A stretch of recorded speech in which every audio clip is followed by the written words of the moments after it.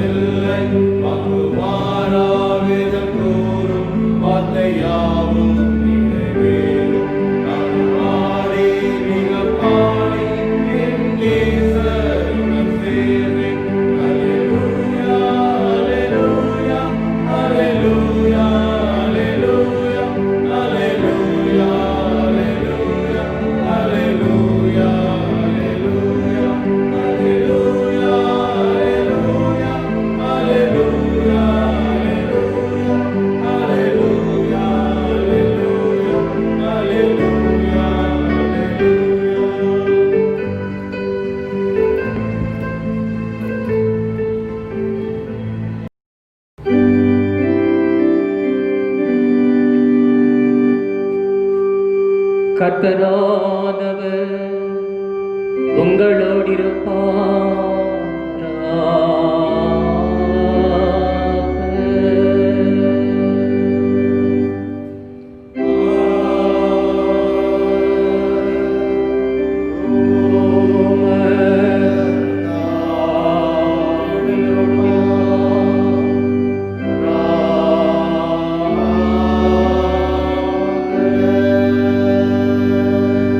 வேண்டுதல் செய்வோமாக.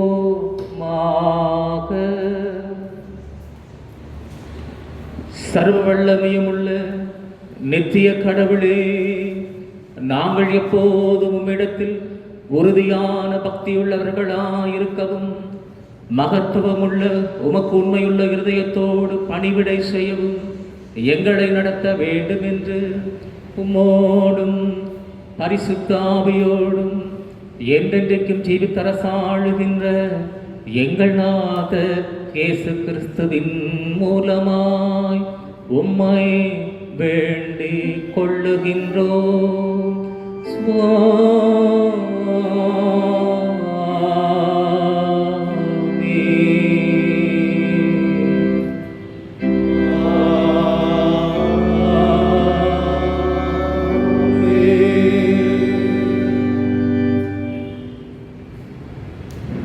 மாலை தியானத்திற்காக கொடுக்கப்பட்ட நிருப வாக்கியத்தை வாசிக்க கேட்கும்.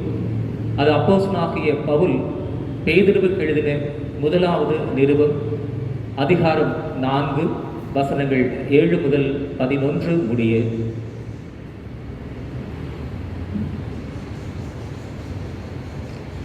எல்லாவற்றிற்கும் முடிவு சமீபமாயிற்று.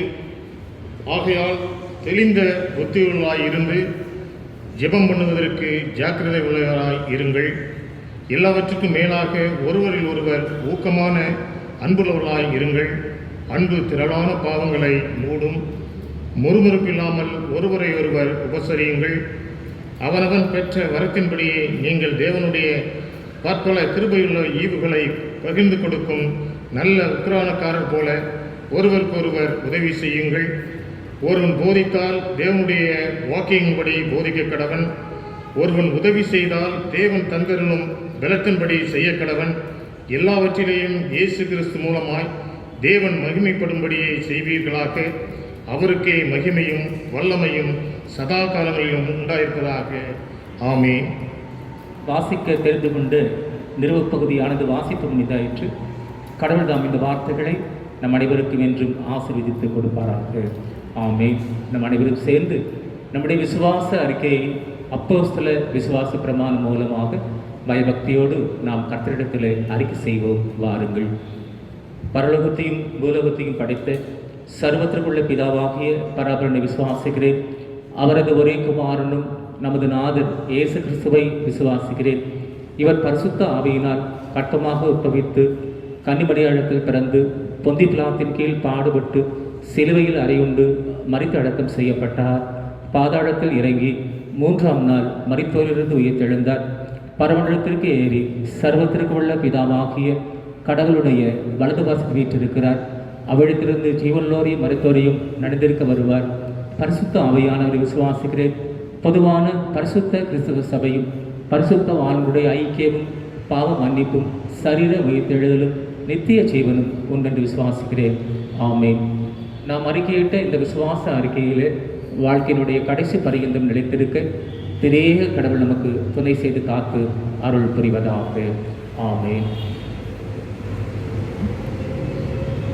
கர்த்தரின் திருப்பெயருக்கு மகிமை உண்டாக 226ஆம் ஞானப்பாட்டின் முதல் 2 கவிகளை பாடுவோம். ஞானப்பாட்டு எண் 226 முதல் 2 கவிகள். நல்ல தியானமாய் விழித்து தெளிவாக என் மனமே, தெய்வ தெய்வ சிந்தித்து தோத்தரி என் உள்ளமே, என்னை இந்த நாளிலும் பிழைக்கும் பல வாதைக்கும் தப்ப காத்த என் கண்காணி கர்த்தர் என்பதை தியானம்.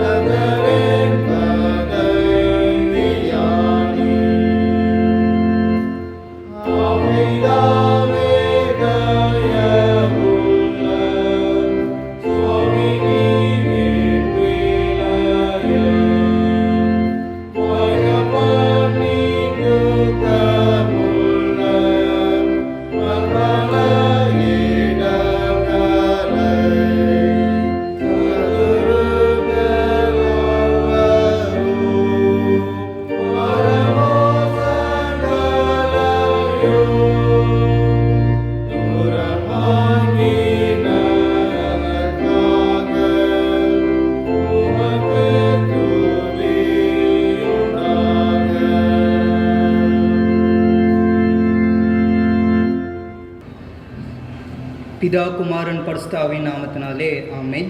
வந்திருக்கிற ஒவ்வொருவரையும் மூவர் கடவுளின் திருப்பெயராலே வாழ்த்தி வரவேற்கிறேன்.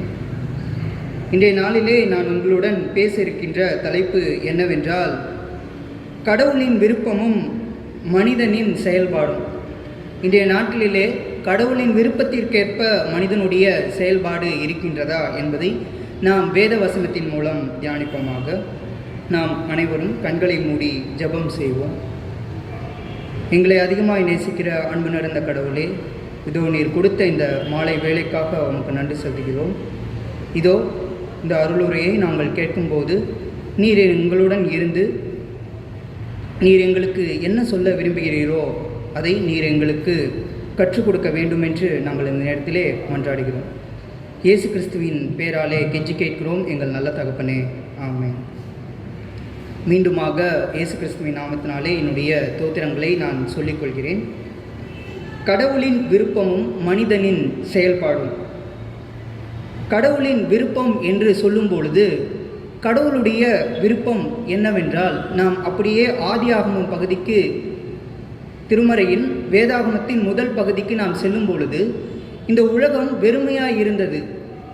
கடவுள் இந்த உலகத்திலே புல் பூண்டு வானம் ஒளி இருள் போன்றவற்றை படைத்த பிறகு இந்த உலகத்திலே அதை அனுபவிப்பதற்கும் அதை பண்படுத்துவதற்கும் எவரும் இல்லை என்று நாம் வேதத்திலே வாசிக்க கேட்டிருக்கின்றோம்.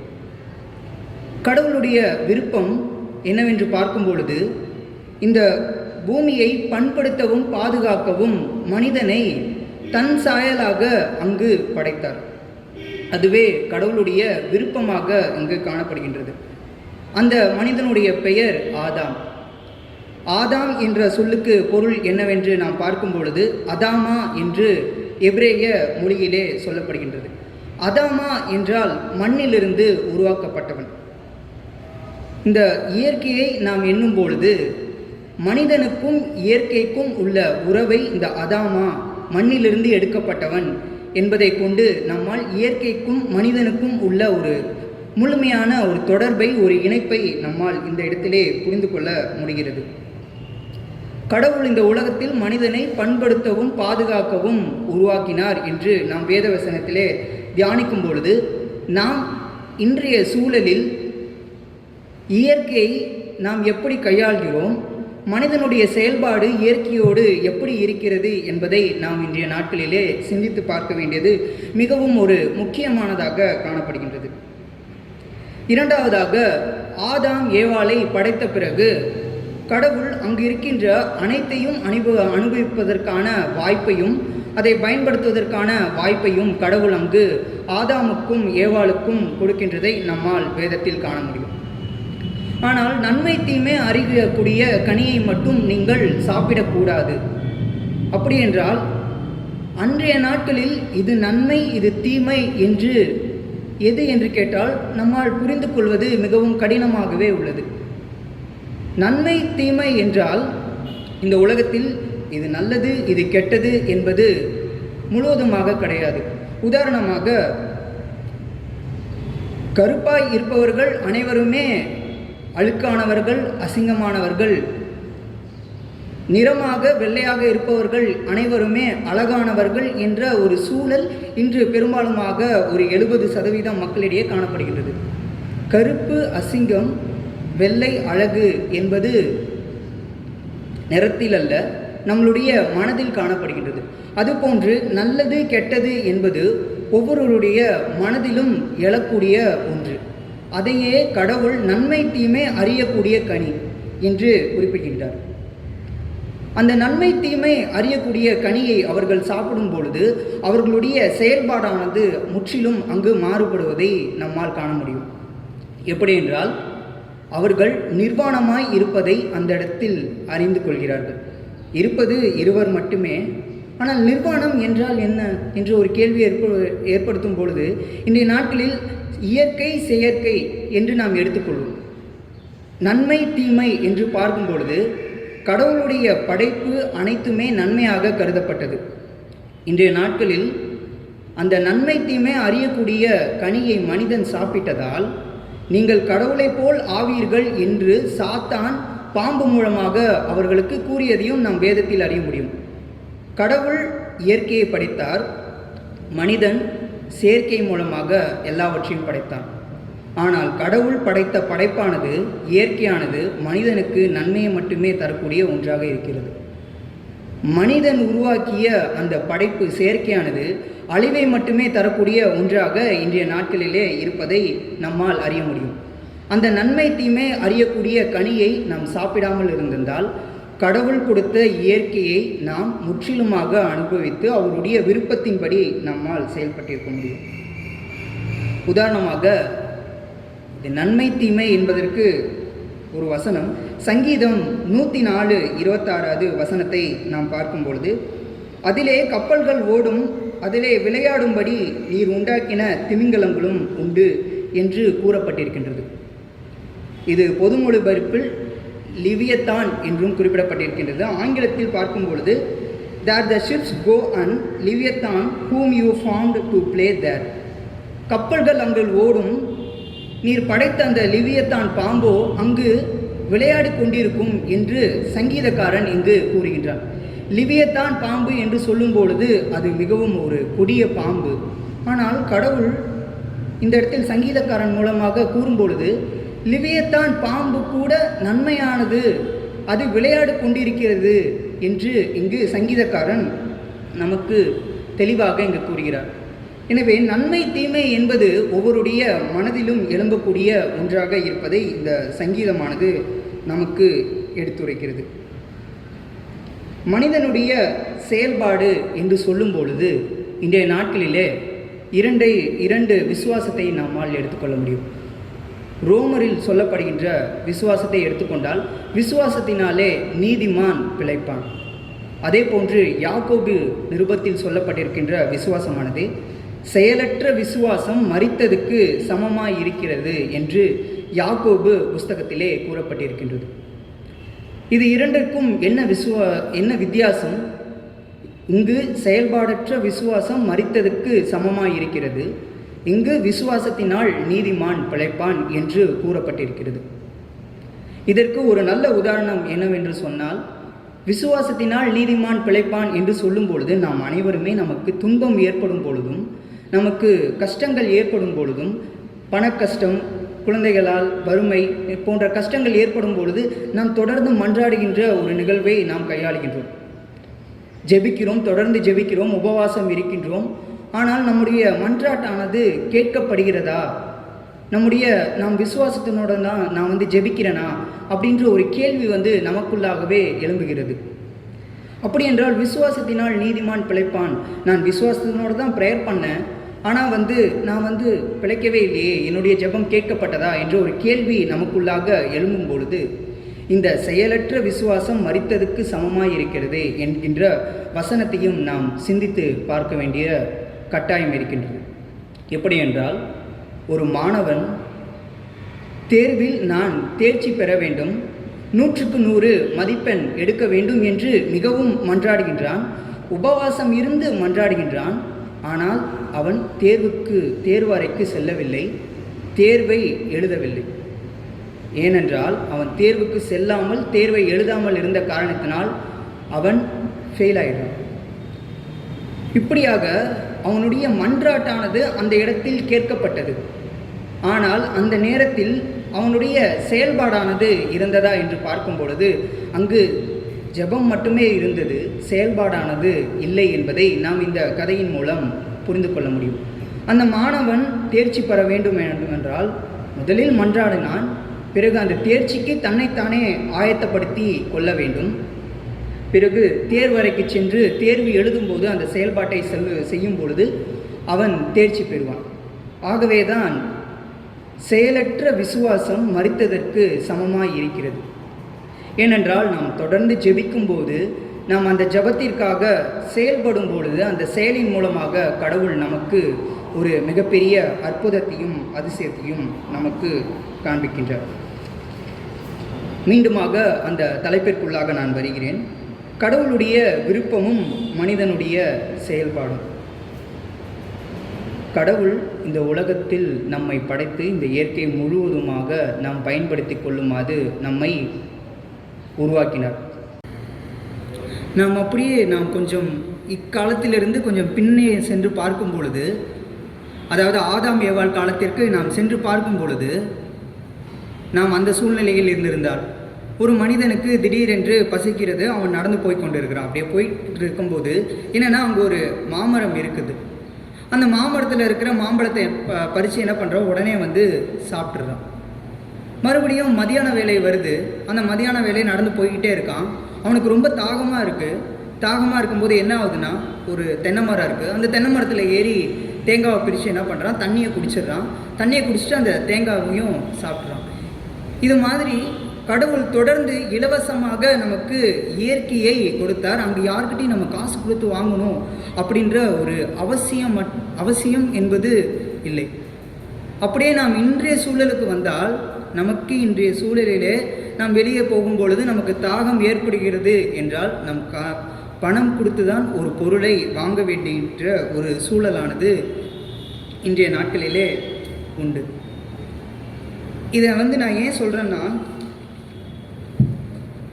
இன்றைய சூழலில் நம்ம பார்க்கும்போது குறிப்பாக தமிழகத்தில் வந்து 39,000 ஏரிகள் வந்து இருந்ததாக வந்து கணக்குகள் வந்து சொல்லப்படுது.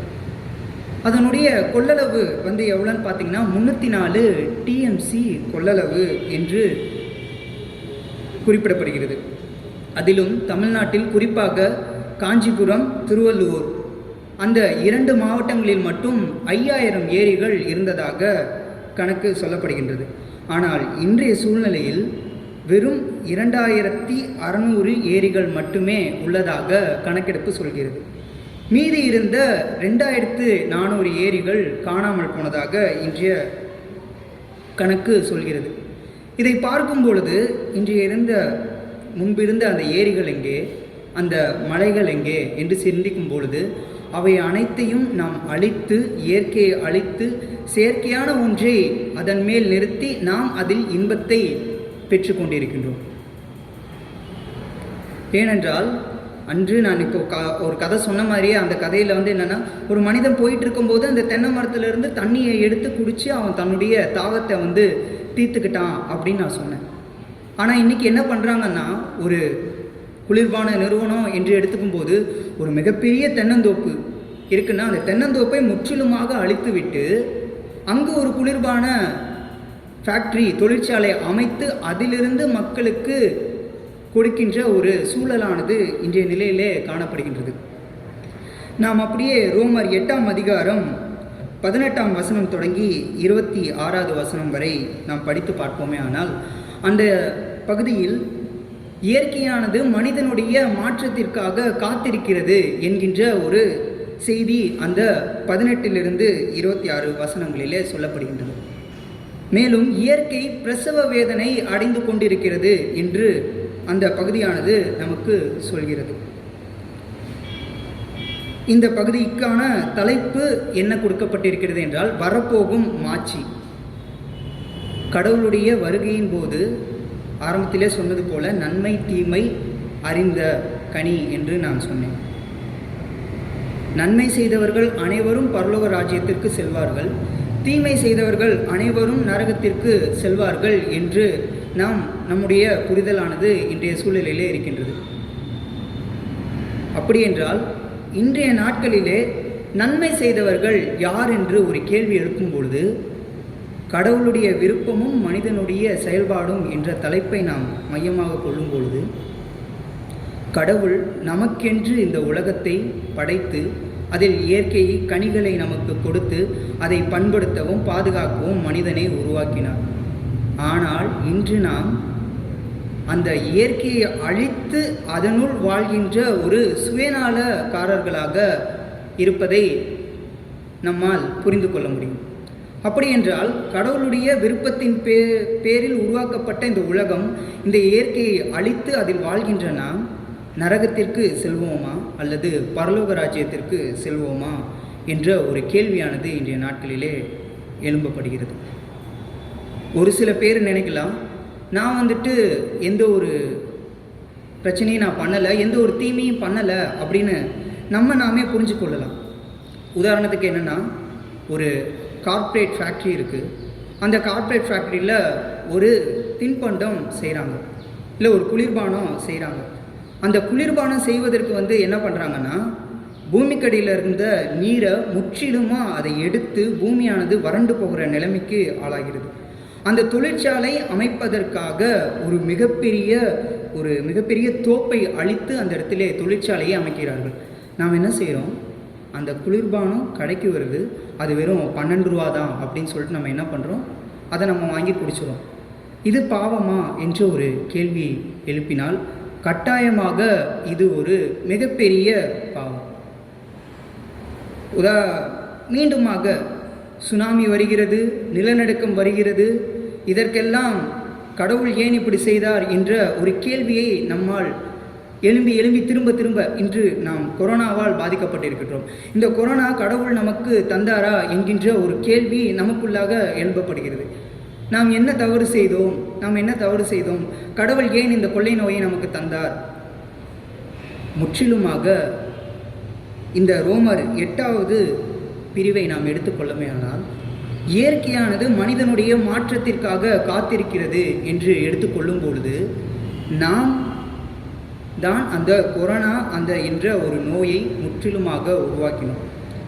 எப்படி என்றால், நோய் என்பது ஒன்று கிடையவே கிடையாது, மனிதன் உருவாக்கிய ஒன்றே அந்த நோய். அதற்கு நான் ஒரு உதாரணமாக ஒரு மெடிக்கல் ஒரு ஹிஸ்ட்ரியை நான் சொல்கிறேன். ஜெனரிக் மெடிசன் அப்படின்றது எல்லாத்துக்குமே தெரிஞ்ச ஒன்று. ஜெனரிக் மெடிசன் அப்படின்னா அது ஒரு காமன் நேம். இப்போ பேராசிட்டமல் மாத்திரை அப்படின்றது ஒரு ஜெனரிக் நேம். அதோட ப்ரைவேட் நேம், அதாவது கார்ப்பரேட் நேம் வைக்கிற நேம் என்னென்னா குரோசின், அந்த மாதிரி ஒரு சில நேம் வைப்பாங்க. அப்படி இருக்கும்போது ஒரு மாத்திரையோட விலை வெறும் 1.5 ரூபா 2 ரூபானா, அதே மாத்திரையை, அதே பவர்ஃபுல் உள்ள மாத்திரையை கார்ப்பரேட் நிறுவனம் என்ன பண்ணுதுன்னா 5 ரூபா 10 ரூபாய்க்கு என்ன பண்ணுறாங்க, வியாபாரம் பண்ணுறாங்க. இன்றைய சூழலானது இன்றைய நாட்களிலே நிலவி கொண்டிருக்கின்றது. குஜராத்திலே ஒரு குழந்தைக்கு மிகவும் வயிற்று வலி. அந்த அம்மா அந்த குழந்தையோட அம்மா என்னென்னா ஒரு கூலி தொழிலாளி. இந்த சம்பவம் நடந்தது 2000 நடந்தது. அந்த குழந்தைக்கு வெறும் வயிற்றுப்போக்காக சென்று கொண்டிருக்கின்றது.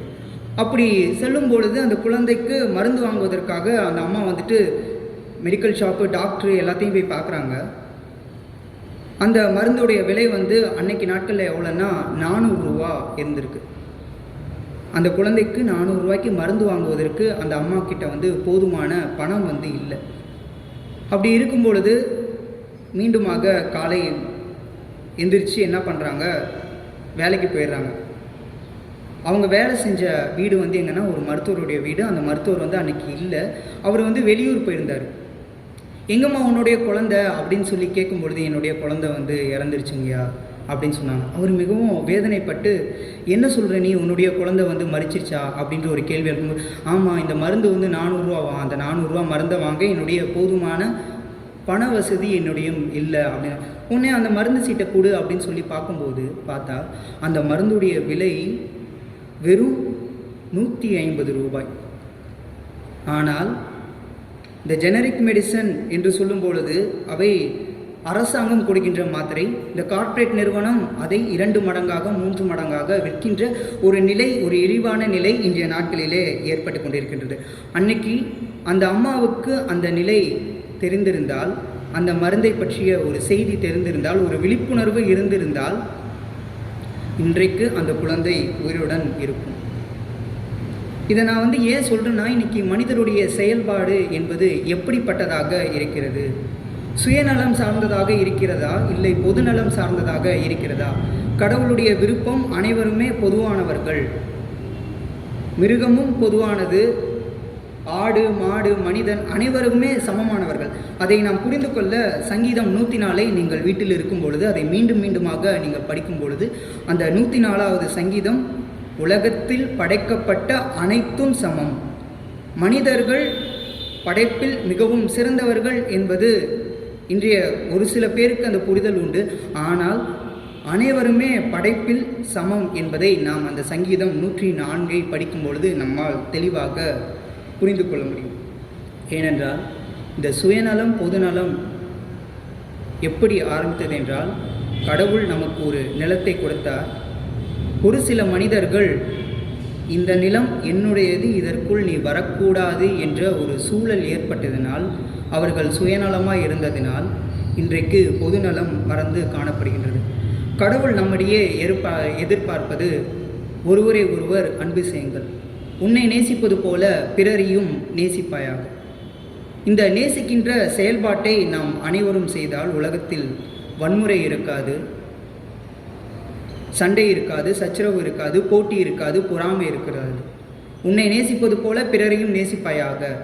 எனக்கு பசி எடுக்கும் பொழுது நான் சாப்பிட்ணும், அப்போ தான் என்னால் உயிர் வாழ முடியும் அப்படின்ற ஆசை, என்னை பற்றி அக்கறை எனக்குள் இருக்குமானால், நான் என்னை நேசிப்பேன். ஆனால் ஒரு மனிதர் பசியால் வாடுகின்றார் என்றால் அவருக்கும் என்னை நேசிப்பது போல நான் அவரையும் நேசிக்க வேண்டும், நான் சாப்பிடுவது போல அவரும் அந்த உணவை சாப்பிட வேண்டும் என்கின்ற ஒரு அன்பு அனைவருக்குள்ளமாக ஏற்படும் போது, அந்த செயல்பாடானது நடக்கும் பொழுது இந்த உலகமானது கடவுளுடைய ராஜ்யத்திற்கு முற்றிலுமாக மாற்றப்பட்ட ஒன்றாக காணப்படுகின்றது. இதுவே கடவுளுடைய விருப்பம். ஆதியிலே கடவுள் எதற்காக இந்த உலகத்தை படைத்தாரோ, பொதுநலமாக மனிதர்களுக்கு படைத்தாரோ, அந்த பொதுநலத்தை மறந்து நாம் சுயநலமாக வாழ்கின்றதால் அநேக கொள்ளை நோய்களும் அநேக போட்டிகளும் சண்டைகளும் ஏற்படுகின்றது. எனவே உன்னை நேசிப்பது போல பிறரையும் நேசிப்பாயாக என்ற வார்த்தையை, இயேசு கிறிஸ்து சொன்ன அந்த வார்த்தையை நாம் மனதில் கொண்டு அனைவரையும் அன்பு செலுத்தி அந்த செயல்பாட்டை நாம் நிலைநாட்டும் பொழுது கடவுள் நம்மை ஆசீர்வதித்து காப்பாராக. ஆமென். நாம் கண்களை மூடி ஜெபம் செய்வோம்.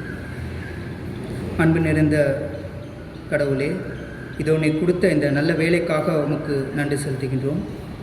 இதோ விசுவாசத்தினால் நீதிமான் பிழைப்பான் என்கின்ற அந்த செய்தியை நாங்கள் எங்கள் மனதில் வைத்திருந்தாலும், செயலற்ற விசுவாசம் மரித்ததற்கு சமமாய் இருக்கிறது என்கின்ற அதையும் நாங்கள் மனதில் கொண்டு எங்களுடைய செயல்பாடானது உமக்கு விருப்பமான செயல்பாடாக இருக்க நீரே ஆண்டவரை கிருபை செய்ய வேண்டும் என்று நாங்கள் அந்த நேரத்திலே மன்றாடுகிறோம். நீரை பொருட்படுத்தி காத்திருள்ள வேண்டும் என்று கெஞ்சி கேட்கிறோம். இவை அனைத்தையும் இயேசு கிறிஸ்துவின் மூலமாக கேட்கிறோம் எங்கள் நல்ல தகப்பனே. ஆமென். கர்த்தரின் திருப்பெயருக்கு மகிமை உண்டாக. 226 ஞானப்பாட்டின் 11ஆம் கவியை பாடுவோம். ஞானப்பாட்டு 226 11ஆம் கவி. அமளி திகில் வியாதி சண்டை யுத்தம் கலகம், தீயின் வெள்ளத்தின் உபாதி பெருவாரி விக்கினம், அசுபோன அழிவும் அணுக ஒட்டாதேயும். கர்த்தரை நான் பாவியாக செத்து கெட்டு போவேனாக.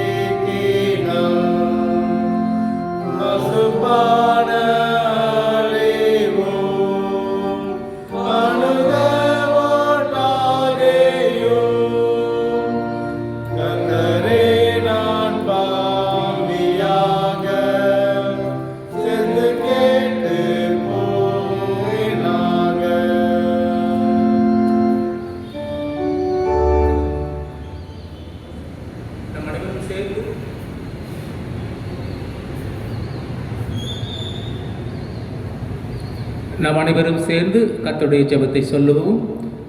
பரமண்டலங்களில் இருக்கிற எங்கள் பிதாவே, உமது நாமம் பரிசுத்தப்படுவதாக, உம்முடைய ராஜ்யம் வருவதாக, உம்முடைய சித்தம் பரமண்டலத்தில் செய்யப்படுவது போல பூமியிலையும் செய்யப்படுவதாக. அன்றி வேண்டிய எங்கள் ஆகாரத்தை இன்று எங்களுக்கு தாரும். எங்கள் கடனாளிகளுக்கு நாங்கள் மன்னித்திருக்கிறது போல எங்கள் பாவக்கடன்களை எங்களுக்கு மன்னித்தருளும். எங்களை சோதனையில் பிரவேசிக்க பண்ணாமல் தீமை நின்று ரட்சித்துக் கொள்ளும். ராஜ்யமும் வல்லமையும் மகிமையும் என்றென்றைக்கும் உம்முடையவைகளே. ஆமென்.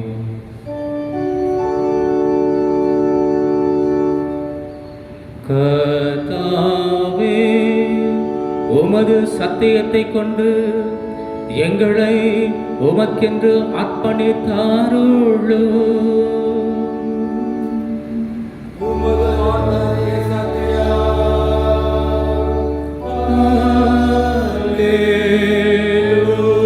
Alleluia.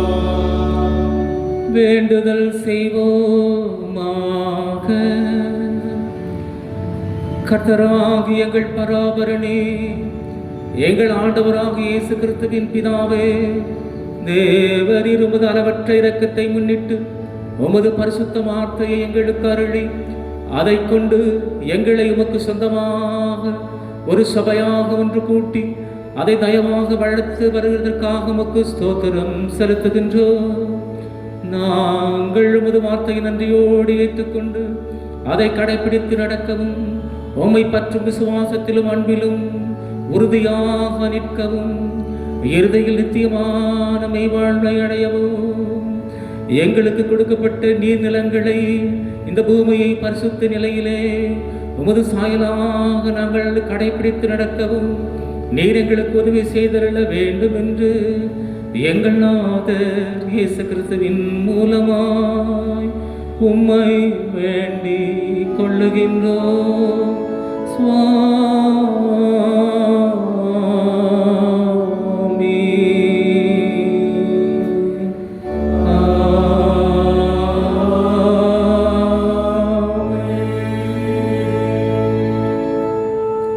கர்த்தரானவர் உங்களோடு இருப்பாராக.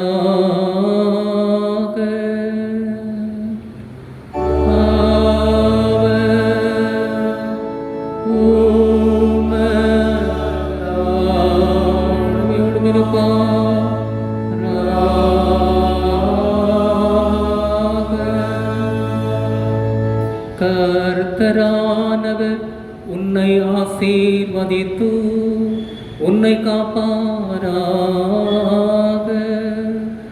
கர்த்தரானவர் தமது திருமுகத்தை உன்மேல் பிரகாசிக்கச் செய்து உன்னிடம் கிருபையுள்ளவராயிருப்பாராக.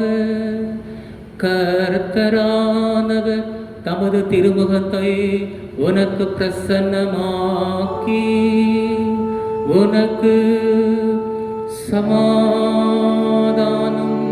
தந்தருளுவாராக.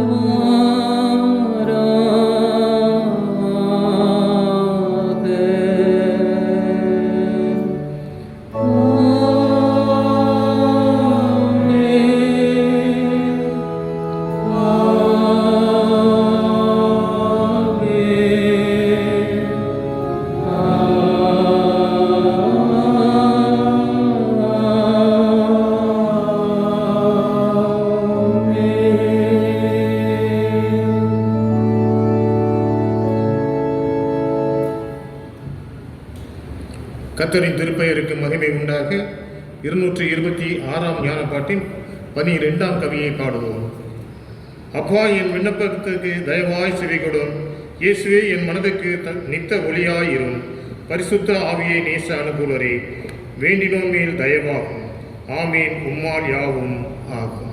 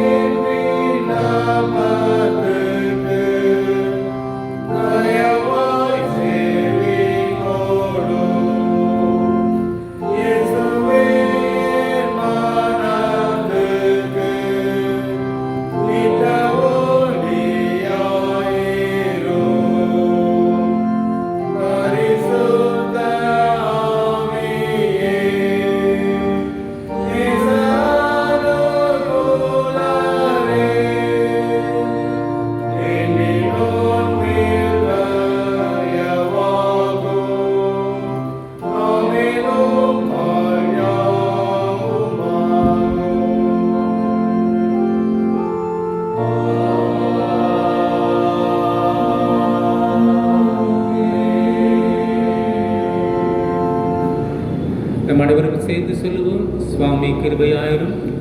கிறிஸ்துவே கிருபையாயிரும். சுவாமி கிருபையாயிரும்.